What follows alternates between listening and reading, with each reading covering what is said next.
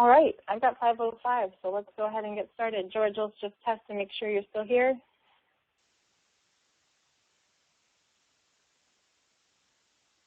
I'm still here on the audio. Do you see me? Because I don't see you. No, we're not doing the video. Too complicated. Oh, we're not doing video. Yeah, so breathe a sigh of relief. Oh, well. Can other folks hear me? Yep. Okay, then I won't say that. I'll just take off my clothes now. Great. Okay. So we're going to go ahead and get started now. Thanks, everyone, for being here. My name is Caitlin Saposi Belknap. I'm the National Director of Move to Amend, and I'm happy to introduce my friend and co-presenter of this webinar, George Friday. George, you want to introduce yourself a little bit? Hi, it's an honor to be on the call with you. I'm George. I live in North Carolina. I represent the Independent Progressive Politics Network in the coalition of Move to Amend, and we've been around since 1995, and it's pretty clear what we do. And I am the field director for the Bill of Rights Defense Committee. Great. So George and I are going to lead this training on our We the People Listen project. Let me just really quick make sure that everyone knows what to do about, here we go, how to participate. Hopefully you should be hearing us. And actually, a couple people said they did. I'm going to assume it's all good. There is a conference call line if your computer isn't working. Hold on one second. Let me just make sure the folks in the office quiet down. Paul, can you talk quiet, please? Sorry. So, okay. So when we have questions, you can, oops, I think we lost, sorry, hold on one, folks. So, 1 second, we lost our, there we go. So when you have questions, you can chat them to us at the bar on the bottom. And if you're having technical difficulties, we're not in a position to do tech support during the call, but there is an email that is pretty responsive, and this call is being recorded, or this session is being recorded, and so the video will be posted online as well if it's not working for you live. So we're going to, as I said, talk about our We the People Listen campaign, which is kicking off today, and we'll run through the year. So we're going to start with a quick overview of Move to Amend, and then we're going to talk about listening projects in general, and then we're going to do an overview of our campaign, and then open it up for questions and discussion, and then talk about next steps. So I'm going to start by talking about Move to Amend generally. There's a lot of new people on the line, and there are also several of our local affiliates. And so, again, welcome to everybody, whatever your past participation in Move to Amend has been. So you probably already know this. Move to Amend is a constitutional amendment campaign. Our amendment is the We the People Amendment, and it states that artificial entities like corporations, limited liability companies, unions, nonprofits, political action committees are not entitled to constitutional rights. Constitutional rights are only for human beings, and money is not free speech, and therefore campaign spending can be regulated, limited, or even banned. We also are working for a deeper, longer-term agenda, and we see this amendment as a key starting piece for this longer agenda. We're interested in constitutional renewal to provoke questions and discussion about how best to ensure power for we the people, those hallowed words at the beginning of the Constitution, and also to make real the promise of American democracy and justice for all. So our strategy for the amendment and the deeper discussion is to build a grassroots democracy movement. And to that end, we believe in coalition building, building a broad and diverse multiracial movement. We emphasize community organizing, not just activism.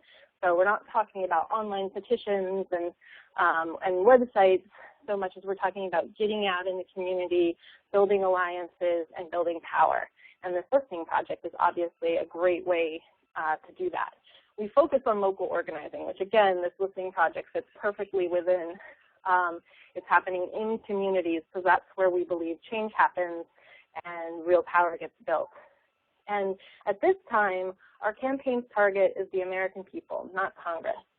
Of course, we understand that to amend the Constitution, Congress is going to play a role in that, and there will come time to target Congress. And our amendment has been introduced in Congress.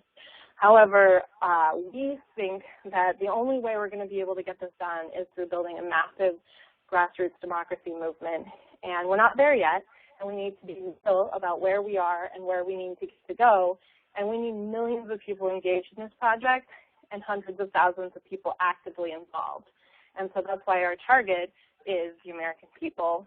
And once we build those numbers and that organizing muscle and capacity, then is the time to go to Congress and force them to respond to our demands, not negotiate with them to compromise for something that Washington, D.C. will accept and that the American people want.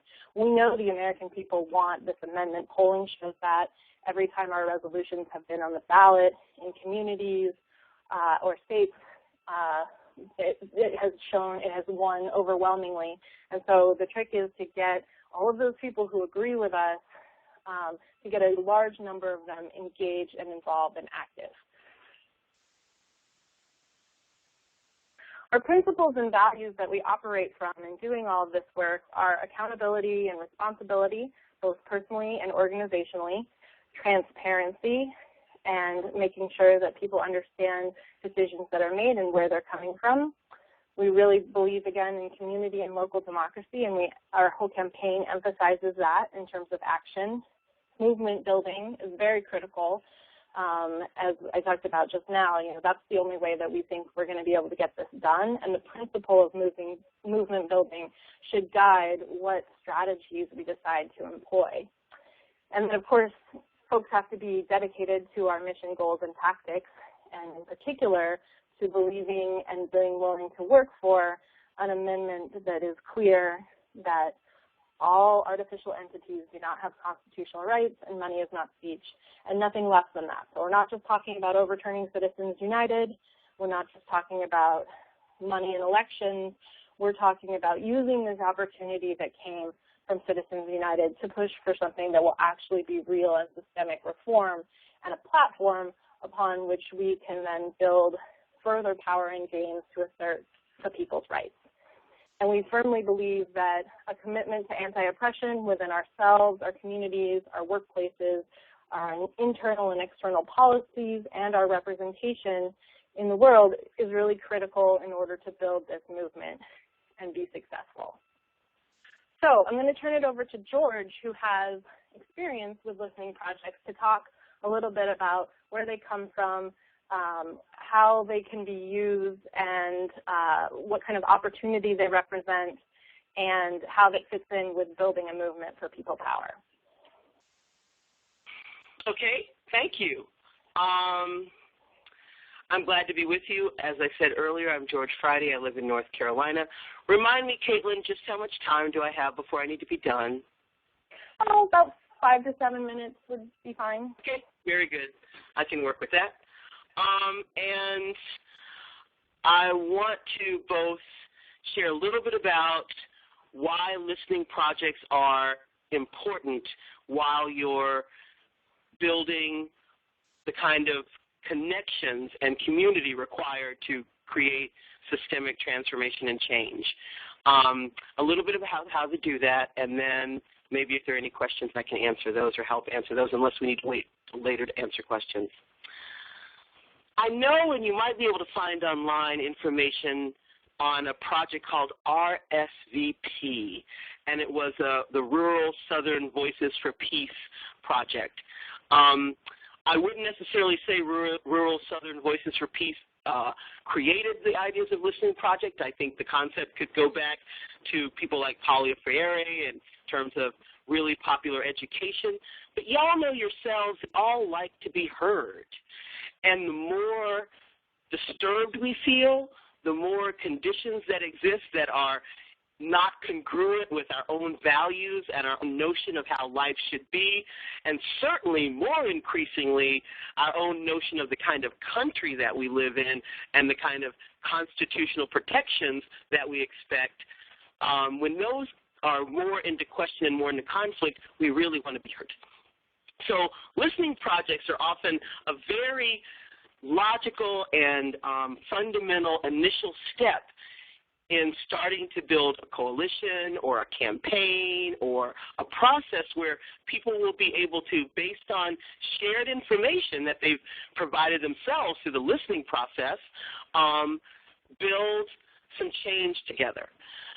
So one of my first experiences with work in rural North Carolina was with an organization called the Piedmont Peace Project, and we would always start in the community, often on Saturday mornings, with young people who are able-bodied and energetic, and then older folks who are not so able-bodied, but also energetic in the same way and lots of things to share, would in pairs knock on doors and ask people 2 or 3 very simple open-ended questions.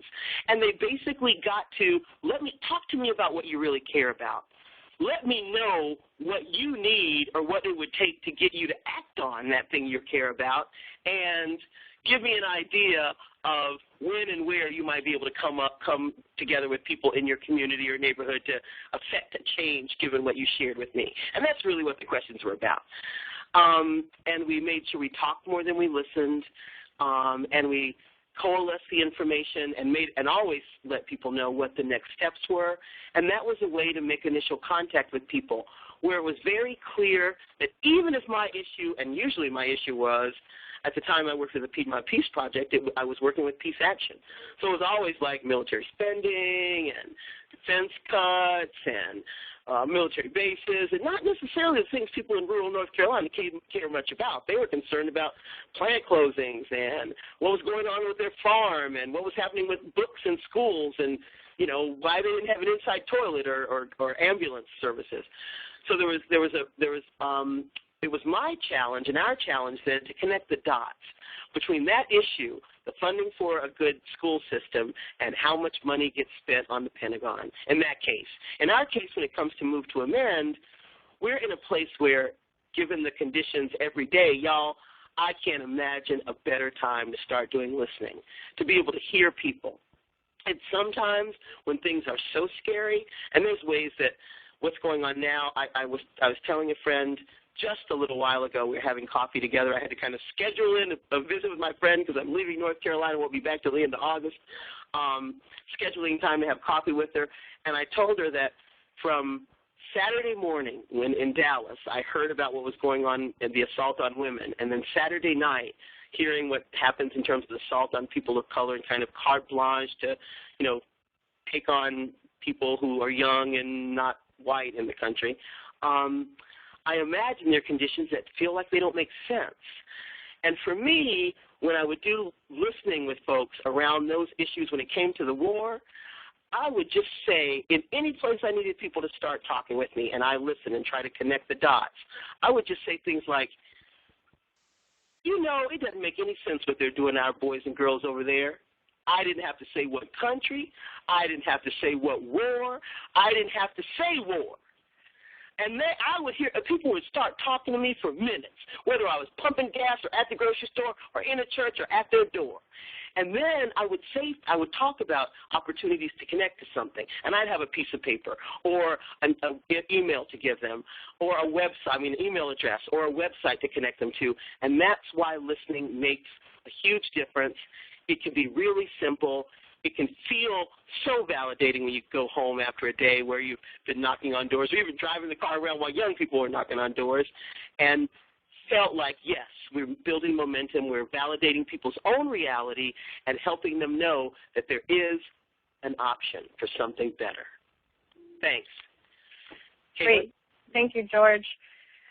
So now I'm going to talk about what we're planning to do, and we're not doing a straight-up listening project the way that sometimes it happens where you're really, especially if it's a neighborhood or community-based, Sometimes it's really, really open-ended, and it's just a matter of finding out what people's interests, priorities, concerns are, and then building a campaign out of that, like George said. But obviously, we already have a campaign, and we do have an agenda, and we're not trying to hide that or change that.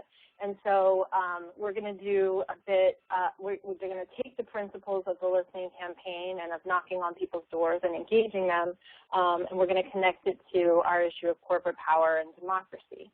So the goals for the We the People Listen campaign for Move to Amend for 2013, and we do foresee that it's quite possible we will continue this on in the years ahead, is to learn what's important to our communities and engage them and find out what they think about issues of democracy and corporate power, to build relationships and trust in our community, to grow our own capacity and organizing skills and that of our local groups, to grow support for Move to Amend and get more people engaged.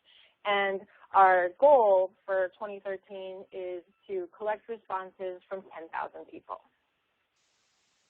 So 10,000 people sounds like a lot, you know, this is our first launch, so in some ways it's a bit of a pilot project, but we have calculated out, and this is not a crazy number. If we have 100 communities participate, which is our goal, and there were 350 people who said that they were interested in getting involved in this project from all over the country. So if just 100 participate in this project and go out just 1 to 2 days a month for a total of maybe 4 to 8 between now and the beginning of November, and have just 6 people, 6 pairs of people, so that's just 12 people each one of those days, and then only just talk to 15 to 25 people and get response, or you have to talk to more, but most people will probably respond based on all of what we've done before when we've done this. Talk to 15 to 25, so that's, you know, 6 pairs, and between them, they only need to get 15 to 25 responses each one of those days. That will get us to actually over 10,000. And so we want you to set a goal for your group, and I'll talk later about kind of what the process will be for you to introduce this to your group that you're working with, even if it's a small group. But our suggestion is that based on this, and you can do some kind of similar calculation based on what your capacity is, we'd like folks, though, to set a minimum goal for total number of surveys to be 100. And if you can't quite do 100, then set a goal that is realistic but also pushes yourself. And if you can do more than 100, that's amazing and wonderful. So the way the campaign is going to work is we're suggesting that you hold a kickoff meeting with your community between now and August 6th. And at that event, we're suggesting that it be a 3.5-hour session. It includes the meeting and then also an hour of training and practice in canvassing. And the objectives for that meeting will be to understand the campaign, make sure everyone's clear on what you're doing and what the goals are, set your own internal goals for how many people you're going to reach, set your schedule, kind of figure out the logistics of when you're going to go out and, you know, pick weekend days or whether you're talking about evening days or a mix. Determine what neighborhoods you're going to target, so have a strategic discussion about your group and who is in your group and who currently and who is not. We're asking you to think about that as you're deciding which neighborhoods you're going to visit. Are you lacking voices from certain sectors of your community in your Move to Amend group? And we're explicitly asking you to prioritize reaching out to neighborhoods with concentrations of communities of color, low-income people, and young people / students, because our analysis of Move to Amend groups those are the groups that we currently do not have equal numbers of, and also that our affiliate groups are not really reflecting those numbers even in communities where there are a lot of young people or a lot of people of color, and almost every single community has low-income people at this point. So to talk strategically about that and figure that all out is also part of that meeting. And then to, like I said, have a training, actually practice conducting the canvas get folks comfortable. It is a risky thing to some extent in terms of your own fear and nervousness to go to people's doors. It's not something that we do very often anymore. I mean, we don't even go to the neighbor to ask if they have a cup of sugar. So probably most folks who are participating are going to be stepping out of your comfort zone at least a little bit, and that's great. And we want to encourage you to do that. We also want to support you to do that, and also let you know that probably 99.9% of you will discover that it's easier than you think, and that it's even more rewarding than you thought it would be. And there are probably people who are participating in this conversation right now who have done door knocking for campaigns or for community organizations. And we did it here at Democracy Unlimited in Humboldt County where I live some years ago, a similar survey to what we're doing here. And it was amazing and awesome to see, to hear from people and to find the common ground and to find how easy it was to find the common ground like George was talking about. So it's very invigorating. It's very, even though it takes, energy to go out, it actually gives you energy back. So we want to get you a chance to practice it, though, and feel comfortable and confident. And then the other purpose of the meeting is just to make sure you're clear on all the logistics, that you have the roles, and that you know, like, who's doing what. So after that kickoff meeting, then you'll participate in what we're suggesting is 6 to 8 Canvas days between August 10th and November 11th. If you only can do 4, then please just do those 4.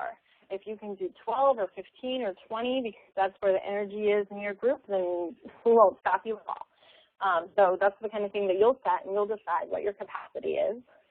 There will also be, we're suggesting you have monthly meetings of your group so that you can debrief, so that you're not all just off on your own and only getting to check in for 15 minutes afterwards or something as you're, handing your materials back to the captain for the day. We want you to talk about what you're learning, what the implications are, what surprises you, what reinforces what you already knew. All of that is what we're suggesting you talk about amongst yourselves. And then also, hopefully, there will be new people coming in, whether it's just new people because folks who are interested in Move to Amend come through the national campaign and you want to plug them into this work that you're doing, or from going door to door, you find people who are really excited and they want to join you. So you want to make sure to have regular meetings so that they can get trained and up to speed and participate fully, even if they're coming in the middle. Give me 1 second because I just lost my screen. Okay. There will also be a monthly conference call with Move to Amend National, and all the participants are encouraged to join that call. That'll be the first Wednesday at 5 o'clock Pacific, 8 o'clock Eastern. That'll be another opportunity to do debrief, but you won't just be debriefing with people in your town who are canvassing with you. You'll be getting to debrief with people from all different kinds of communities all over the country who are participating. And we'll identify common threads and perhaps differences that we're discovering depending on the region or the type of community or the particular neighborhoods that we're talking to. And then we'll also just talk about, logistics, troubleshooting, making sure that you have support on those calls. There will also be a press component, so we'll give you a sample press release that you can send to your local media when you launch, letting your community know that you're doing this as Move to Amend and kind of what the purpose is. And then you'll also have the opportunity to send a press release at the end and talk about what you learned. And we'll do the same thing at the national level, because this is a pretty exciting and unique project that Move to Amend is doing. There aren't many listening projects that happen all over the country at the same time. I've never heard of one. And then you will have an opportunity altogether to evaluate and determine the implications of everything we learned and decide whether we're going to keep doing this in 2014 and whether it'll look exactly the same or whether we'll make some changes. So that's the campaign outline. I'm going to keep going and I'll take questions at the end, but if you want to type them now, go ahead if that'll help you remember. So I'm sure folks are dying to know what we're going to ask.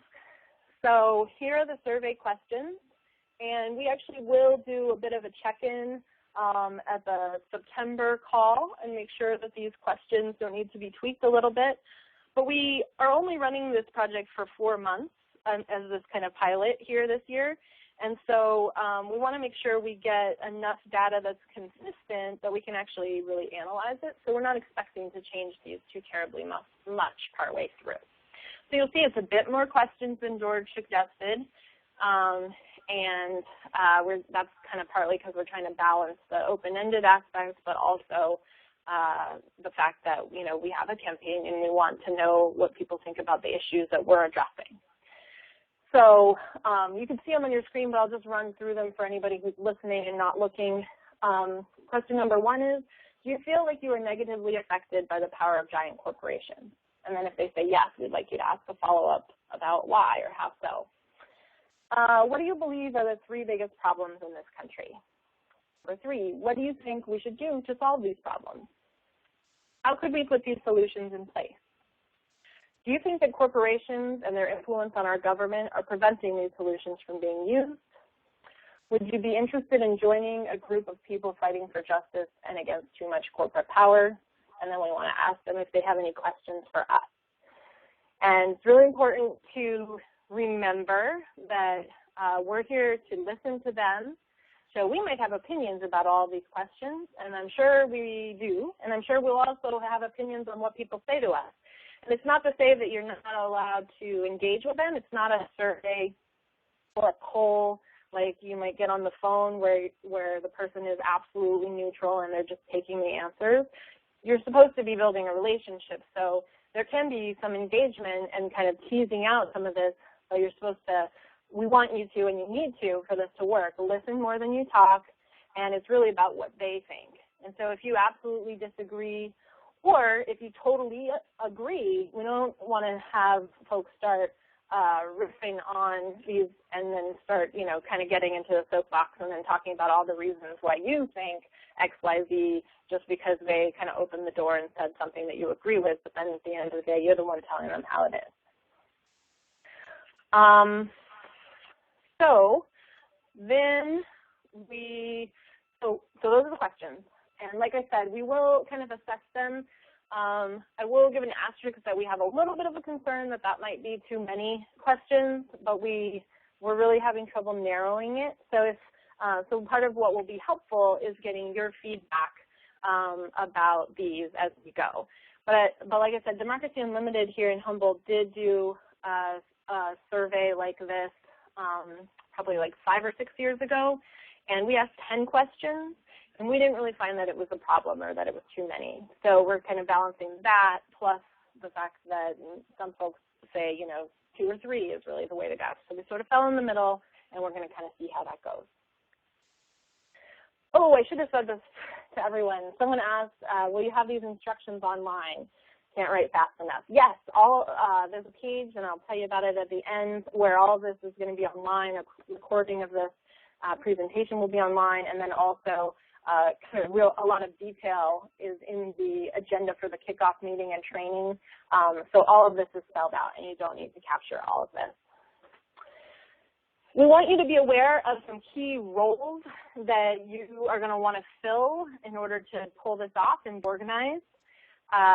There's total room for people to do more than one, but as you're thinking about, you know, how to make sure that everyone in your group is participating, and remember that part of the goal is to develop our own leadership internally in our organizing capacity. So, you know, if you've got an affiliate coordinator, say, or the point person of your group, you want to make sure that that person isn't doing all of these things, but that this is being shared and people are getting the chance to try new ways to step into leadership.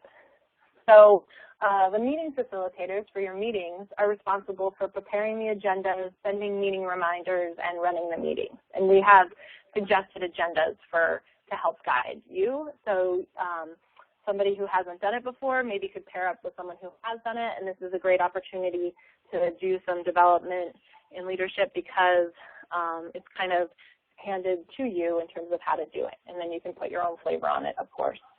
Canvas captains are folks who are responsible for managing the Canvas days by reminding people of their shifts in advance, bringing supplies to the Canvas, conducting training in the field, collecting survey responses, and getting them to data captains. So we're suggesting that you actually trade off who the Canvas captains are. So maybe you'll have like 2 to 4 folks who play this role, and they each take 2 days of your Canvas days. So again, one person isn't doing all of this work, and it's sure to get done. But you want to make sure that, you know, people might be kind of getting nervous the night before. So you want to make sure that somebody who's enthusiastic about this project is giving them a call and saying, yay, I can't wait, we're going out tomorrow. I just want to confirm where we're going to be meeting. Can't wait to see you. We're going to do a little bit of training, so you'll get warmed up before you have to go, et cetera, et cetera. And then also they show up and they're organized and they have all the materials and people aren't waiting all around and coming up with all kinds of reasons why maybe they should run away. Data captains are really important. They're responsible for compiling and transmitting data to Move to Amend National within 1 week of each Canvas day. These folks are going to be really critical for us to analyze what we learn from these surveys. So they're important for you so that you can see the results, and for us so that we can see the results too. And we want to get them in a timely way. We don't want to get it all at the end, because we want to be able to pretty quickly after the campaign is over, the beginning of November, or after the data collection is over at the beginning of November, to be able to have it all compiled and say what the trends are and what we learned. And we'll talk about what the process will be for that. We're not going to talk about that in this webinar, but you don't have to make up the way to collect all the data. There'll be sheets to use and all of that. And then the canvassers are really important. Those are the listeners. Well, they're the listeners and the people who are writing it down. So we're suggesting you go out in teams of 2, one person who asks the questions at the door and kind of has a more active back and forth role, and then one person who is really diligently taking notes and recording what they're hearing.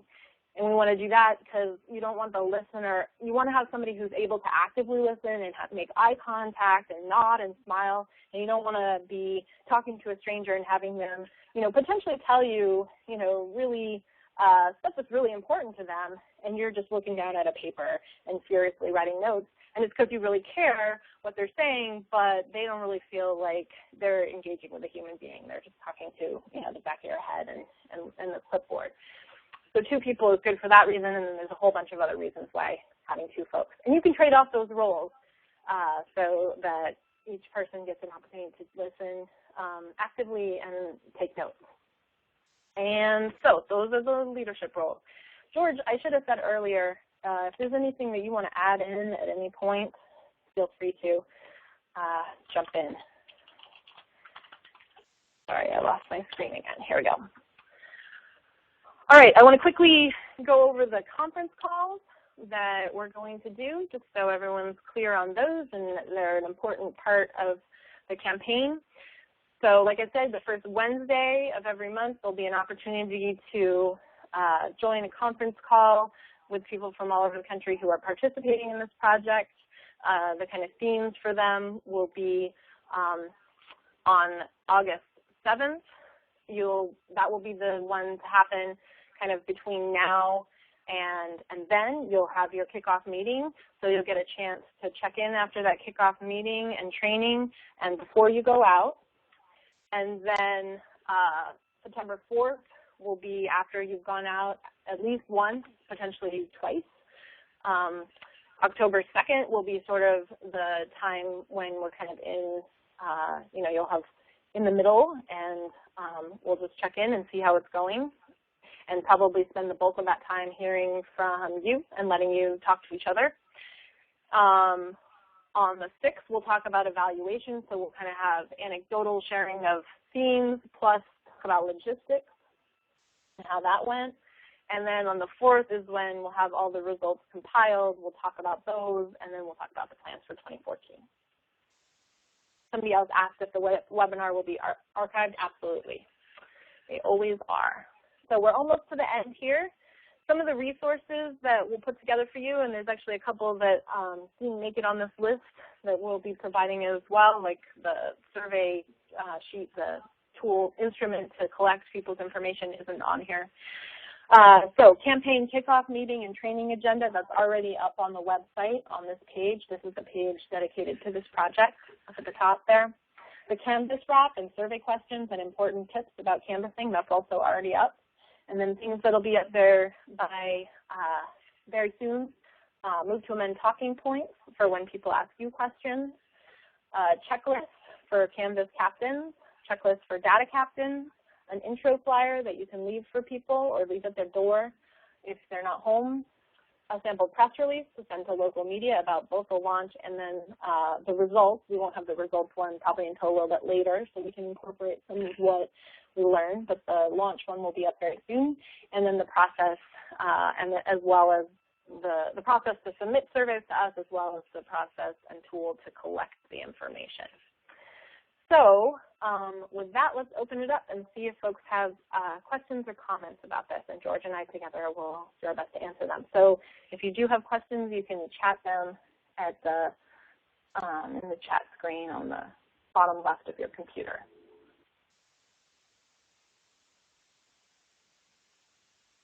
So I'm going to go back and see. So Tony McKnight is asking, how do I connect to a local group? I am in Florida. I see somebody else from Florida. Is that close by me? So one of the things that we're going to do next week is look at all of the folks who have said that they're interested in doing this project, particularly the ones that we know are not currently associated with a group per se, and contact you and let you know of others who have said that they want to participate that may be near you. And then if there isn't anyone near you yet, what we can do is send a targeted email out to the Move to Amend supporters in your area and let them know about if you set a kickoff meeting date and location, which can totally just be your living room, then we will let folks know that that meeting is happening. We can do that either way, even if you already have a group and several people involved, just to see if there are more people. But it's obviously particularly important if there's only one of you and you want to connect and form a group out of this, then we can try and help connect you to some other folks. And you can do this with even a minimum of one other person. I mean, obviously, it helps to have more energy and a larger group, but if you can even just recruit one friend to go out with you, and maybe you do it a little bit less often, you know, only like 4 times, say, or 6 times, then that's fine. And you still will get the experience, and then would still be an opportunity to spread the word to your community and get your community input. So people isn't very many people. And it's pretty easy to find somebody else, I would think. Lila from Asheville, North Carolina says, no question, but just want to let you know how pumped I am about this, and I can't wait to get started. Bob was awesome last night in Asheville when he spoke. I want to be just like him when I grow up. That's really cute. David Cobb's one of our national speakers. Michael Greenman asked, how do we introduce ourselves? Move to Amend seems to be a lead-in to the first question. Well, we have a sample wrap here that I can read to you that we're suggesting. George, do you want to speak to, you know, we're not expecting people to be neutral or hide that they're moved to Amend, right? Do you want to talk a little bit about Oh, no, not that? at all. On the other hand, people may not know who Move to Amend is. So I would both acknowledge that I'm part of Move to Amend, but and say that we can talk about that a little bit later, but I'm really here to talk with you and hear what you've got to say about how things are going or what's happening. Or, you know, I wouldn't, until we get into the questions, I would keep it open still and focused on them. So that I would say, you know, I'm George Friday, I'm part of the Move to Amend Coalition, and we've decided it's time to listen to what people have to say. You have a little bit of time to talk, and there you go. So maybe we'll tweak the wrap a little bit based on what George said, because what we had prepared is, and that can totally work to kind of put this a little bit later. But hi, I'm so-and-so, and this is so-and-so, because there'll be 2 of you, and we're from Move to Amend. Have you heard of Move to Amend? And then just to say, we're a grassroots coalition working to amend the U.S. Constitution to say that corporations should not get the same rights as people and that no one should be able to spend unlimited amounts of money to have unfair influence over elections. We're also trying to work with all different kinds of folks who are affected by corporate power to build people power and find solutions to our problems. To do that, we're talking to our neighbors to find out what people think about corporate rule and democracy. We're volunteers. We're not here to ask for any money or to represent any election campaign or political party. We just want to find out what you think. Can you help us by answering a few questions? And obviously, with every single rap that anyone who's ever used a rap before that you've been given, you know that you adapt it based on what feels right to you. And after you try it a few times, you make adjustments. Even in the practice, you might adjust it. So that you might find this is a little too long, but we have no problem with you saying, a little bit about who you are and not who you are, but who Move to Amend is and kind of why we're doing this. But like George said, you want to get into the questions. So it's a balancing act because we're not trying to. Some people might be suspicious, like what's your real agenda? So good thing to say. Gus Andrews from New York says, is there anything that we should avoid saying? What do you think, George?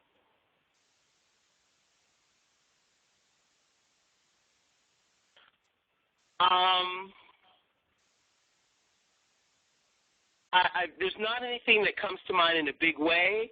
I think that, and Caitlin said it earlier, we're not here to share our opinion in a big way or our agenda other than what we know that's clear. Money is not free speech. Corporations do not have the privileges of human beings. And there's lots of ways and lots of talking points you have to talk about that. There may be an opinion you have individually about guns ownership or whether or not there should be prayer in the school where these people are, and that would not be something I'd encourage you to talk about. I would encourage you to stay on point and not to hide anything or cloak anything, but to continue to talk about things that you're clear you're going to have a positive response about. And don't ask questions that you don't know the answer to, and try to get yeses out of people and positive responses. Does that make sense, Caitlin? Yeah. Erin is asking, is this a form of solicitation? There are neighborhoods that have no solicitation signs. Canvassing is not considered solicitation. So you're not breaking the rule by knocking on their door and asking them questions. But, if somebody says they don't want to participate, then be friendly and tell them thanks anyway and have a nice day and, move on. But you don't need to worry that you're breaking the law by knocking on their door anyway. People are afraid of identity theft. Won't they feel uncomfortable knowing we are writing down their info and address and name? So just to be clear, the survey doesn't ask for their address or name. What you're going to tell them that you're going to record their responses, and then at the end when you ask, would you be interested in joining a group of people fighting for justice and against too much corporate power, if they say yes, then you'll ask if they'll sign the Move to Amend petition, and then they have the opportunity there to add their contact info and their name and all of that. But before they do that, then we're just asking for their responses, and we don't necessarily need to know who they are. I mean, obviously, if they're a supporter, you want to follow up and ask and hopefully collect their contact information, but their opinion does not require their contact information being collected.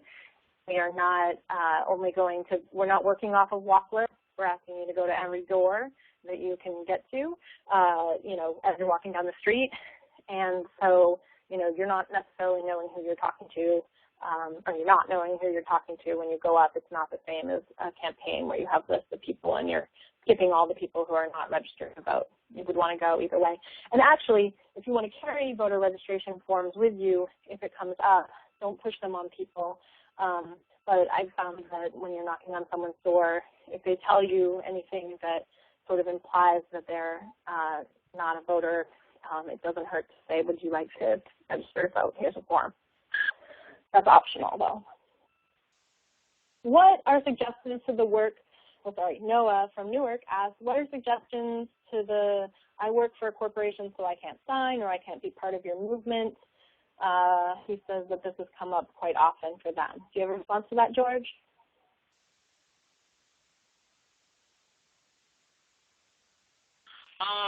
Well, one thing to remember is that Move to Amend is not anti-corporation. There is a role in appropriate use of corporations, and we absolutely support that.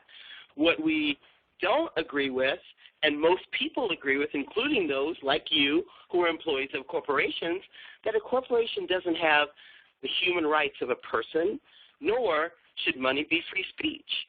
So we're not anti-corporation, and that's important. Corporations certainly have a role. We're not trying to destroy corporations. We're trying to create democracy where we, the people, have power, and we decide what corporations can and cannot do. And that actually supports the employees as well. Ryan, I'm about 5 minutes, by the way, so if there's a certain ding, it's me leaving, so that's all. Okay, yep, no thanks. Let's see, Ryan from DC asks, since this is qualitative and people will respond with a lot of info, is it okay to ask to record with camera, phone, or digital recorder? Do you have a response to that? I would so say no. Yeah, that's what I would say. A huge thing that we're trying to do is build trust.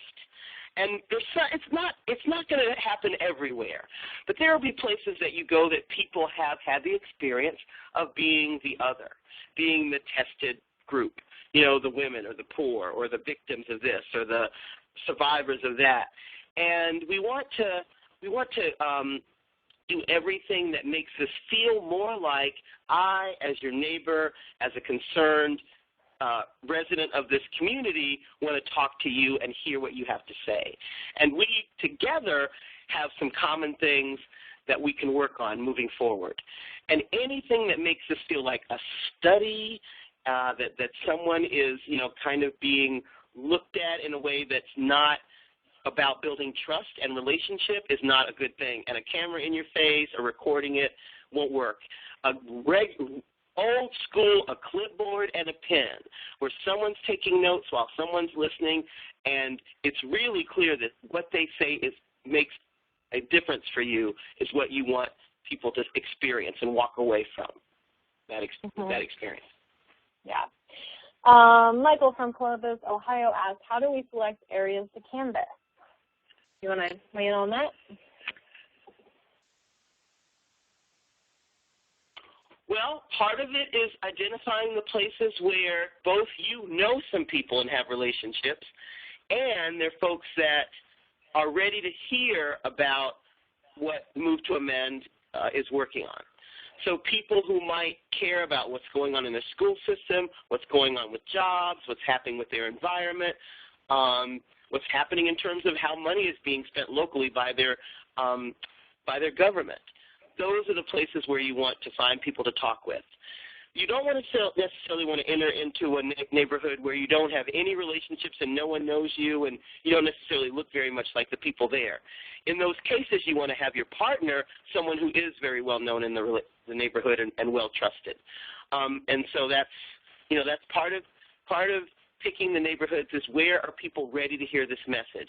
Of course, it's also fun to pick some neighborhoods where people, you know, you're doing a little bit of talking to the choir and people are more like you and they resonate with this message. But the real work is with folks who haven't necessarily heard that the things that's bothering them every day are connected to corporate rule. And there is a democracy movement they can be part of. Mm-hmm. Yeah, so you're going to consider all those factors, and we actually trust that you know your group and your community well enough that, you know, you're to have a focused conversation about this strategy in your kickoff meeting, and you can discuss all these things and kind of put them in the mix. And as George said, don't pick the most different and, you know, most extreme community where you will, like, stick out like a sore thumb walking around and people will be like, what are those folks doing here? Because it's just not a good way to, you know, ease in. But on the other hand, you don't want to just, you know, walk around the same places where, you know, everybody from your group already goes to the grocery store and works or lives. Although there is value to, you know, saying I literally am your neighbor too. So what we're suggesting is you also mix and match.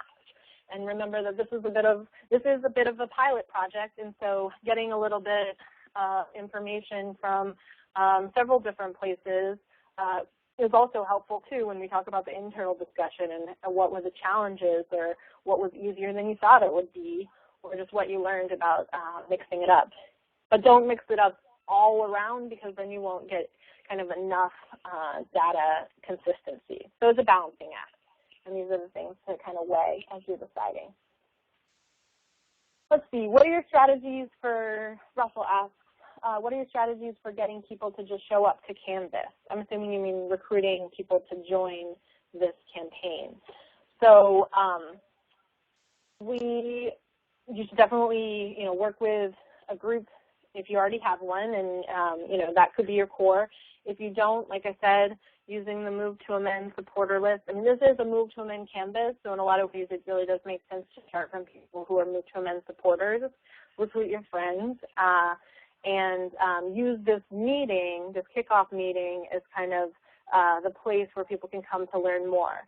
So when you're asking people to come to the meeting, whether you're sending them an email as a Move to Amend supporter, or you've set up a Facebook page about the meeting, or you're calling your friends, or you're calling the Move to Amend list in your community, your ask is to ask them to come to the meeting and tell them that you're doing this really exciting project and you're going to lay it out at this meeting and talk about it, and you want them to participate in the Canvas. There's roles besides knocking on doors that people can play, and you hope that they'll come and get really excited. So, don't try to trick them into thinking that you're not recruiting them to Canvas, but on the other hand, don't make them commit whether or not they're going to do it until they have a chance to come to the meeting, learn more, and participate in shaping what the plan will be. And then, at the end of that meeting, it's fine. What's that, George? I've got to say goodbye. Sorry. Okay. All right, Did bye. you want to say? Okay. Bye. I wondered how we can support people in follow-up. I know there's another call, but if there's a way for me to be able to get email questions or something after this, since I have to sign off, I want to be able to do that. I don't know what it is, Caitlin. You tell me, but I'm happy to do it. I just have to get on another call. Okay, great. I'll let you know, George. And there's another slide. Bye. Thanks. There's another slide, folks, where we'll talk about next steps and what happens. We'll make sure that if it's a question for George, that she gets it. And also there's a survey at the end of this for you to let us know if you have additional questions. Our group, Doug from Toledo says, our group is also doing community canvassing with the same target communities for a community gardening initiative. Do you see any problem with doing the MTA listening campaign at the same time? Not in and of itself. It's just that, 7 questions that potentially are, that are open-ended, not just a yes or no, multiple choice, could take a little bit of time. And so you have to be aware of what you're asking for. People are maybe not going to be inclined to talk to a stranger for 20 minutes. So you might run into trouble, people sort of saying, okay, I'm done, at the end of one conversation, and if you try to whip out another sheet and say, okay, I've got a bunch more questions for you, that might be tough. If you just have kind of a couple things about the community garden that you want to kind of go into, then then that could work. It's up to you. I mean, it's certainly not something that is at odds, but you should also probably make clear that they're kind of different efforts from each other. So you could experiment and see how that works. Lucy from Santa Rosa, California asks, our group plans to maintain a presence at our local farmers market to explain what MTA is about and get people to sign the petition. Would this venue work for the listening campaign? Sure, it would. The same as knocking on people's doors. You are not necessarily getting to target as much a community or neighborhood and get a real range of people, because people who are going to come to a farmer's market, especially in Santa Rosa, California, might be, a particular class or race or ethnicity more than if you were targeting neighborhoods in Santa Rosa. But on the other hand, if that's what your group has capacity to do, then and you don't have capacity to go door to door, then it would be better to do it at the farmer's market than to not do it at all. And I'm sure it's a venue that would make it easy to get people to respond. So in that way, it does have some perks.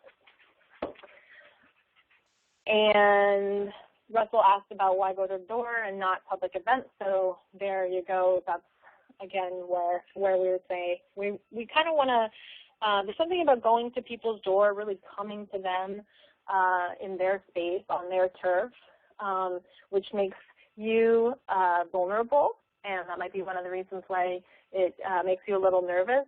But there's something about being willing to do that sets a tone of caring and commitment to listening to them that is just different than we're out here in public in this space and I want you to fill out my survey.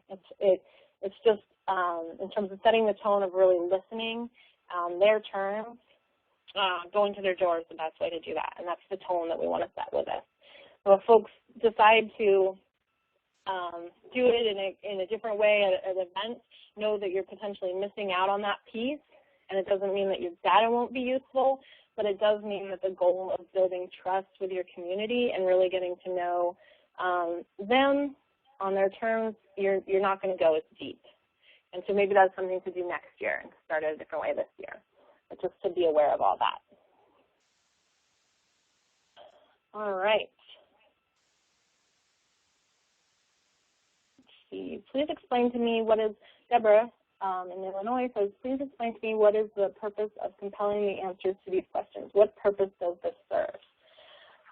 Well, what we feel like this would serve is getting a sense of whether people understand move to amend issues a little bit in terms of corporations and their influence on government. So getting a sense of where people are coming from on that, and also whether they even kind of can get what we're talking about.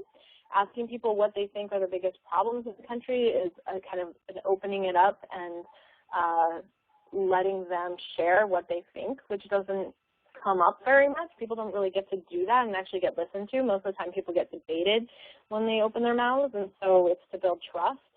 So I would say the purpose is what we said at the beginning, to build trust and to develop our own capacity, and then we'll use these answers to guide and give us input on what to do. And we might find that there's no consistency across different kinds of communities or across the country. We might find that there are trends.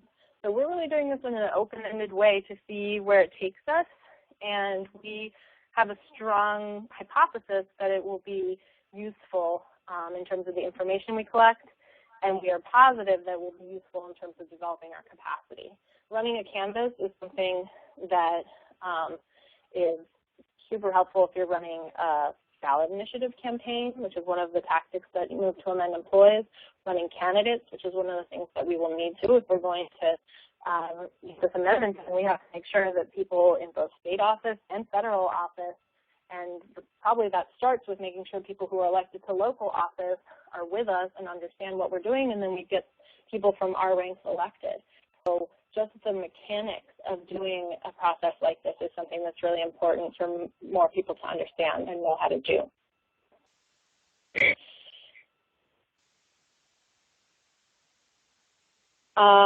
Somebody who has experience is suggesting that not a good idea to mix surveys. You might be able to leave a flyer about one or the other, though. So that's an opinion, which I don't disagree with at all, but I also want to leave it open to you to do what you need to do.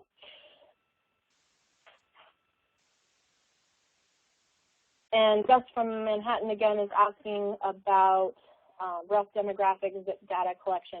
Yeah, so there actually will be, we don't have the actual record sheet up yet, but you're not going to be asking people for like their names and their contact info, but you will be recording, you know, where you are, zip codes, and some demographic info. And I think we also might add a question, just a really quick question at the end of if you identify liberal or conservative or, you know, none of the above, or, you know, party, just to kind of get a sense of whatever their identity is and how they answer the questions, because that's more helpful to us. And that's a really quick question to answer.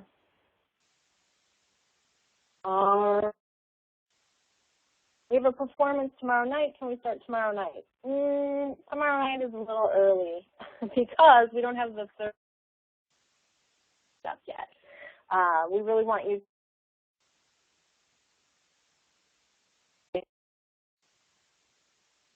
and to decide your internal goals and not just jump out there.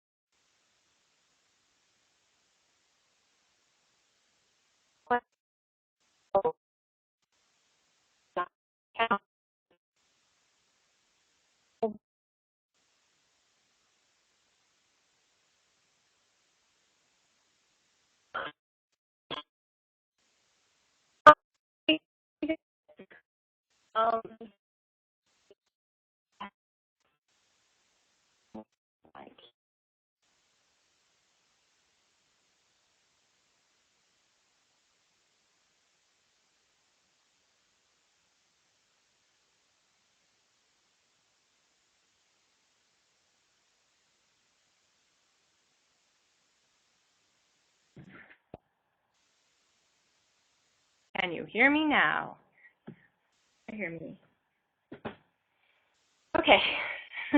I don't know, the phone disappeared, but I will just use my computer for the rest of the time. I had to use my phone for George to be able to participate. Thanks for your patience, everyone. Okay, so we're basically almost done. These webinars are supposed to go an hour and 15 minutes, and we will make that. So, echo out of there. All right, so next steps. If there are, like I said before, if there are multiple people from one community or nearby each other who indicated that you're interested in this and the RSVP, then we're going to work to connect you next week so you know about each other. And then also, if you know that you want our help in reaching out to Move to Amend supporters in your area who have signed the petition by sending email and potentially by making phone calls, we'll have to see how that goes. We want to make sure you get enough people to participate, so we might be able to give you phone bank lists as well. It depends how many people ask.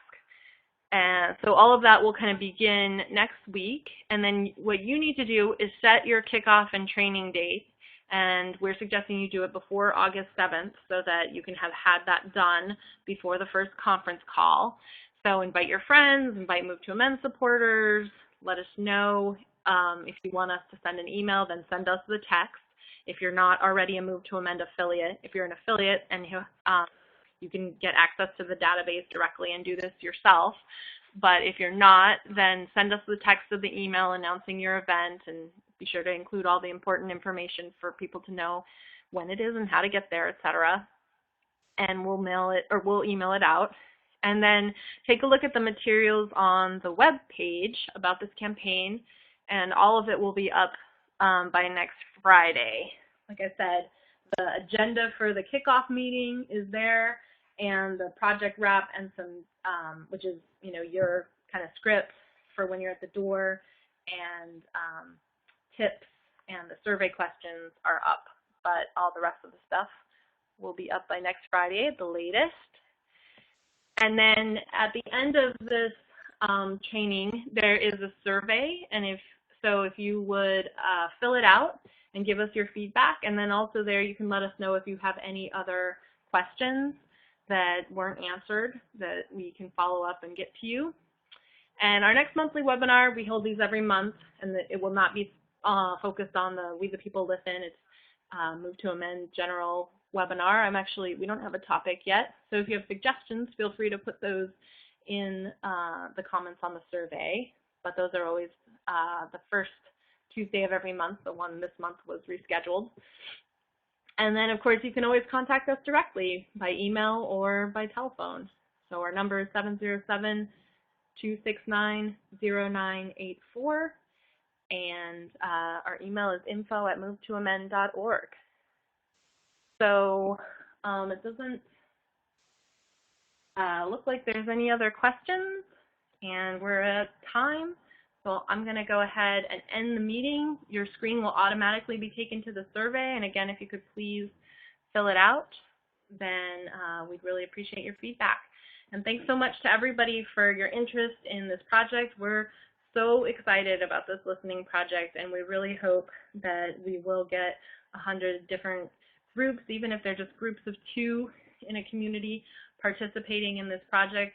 It has a lot of potential to get the word out in sectors that we aren't currently reaching, and for us to become more skilled and strategic and honed with our message. And I think it also has the potential to get media attention because it's a unique project that's exciting. And so we really hope that you will participate for all those reasons, and we think that you'll have fun as well. So the recording of this video will be on the movetoamend.org/we-people-listen page of this, which is the project page, which is also where all the materials are for the We the People Listen project. So you can find it by going directly to that link, or in the front page of the website, there's those slider graphics, and there's one with 2 women, one knocking on another's door, she's holding a baby. Just click that, that'll take you directly to that page. So with that, I'm going to end the meeting, and please fill out the survey that'll pop up on your screen. Thanks, and have a great night.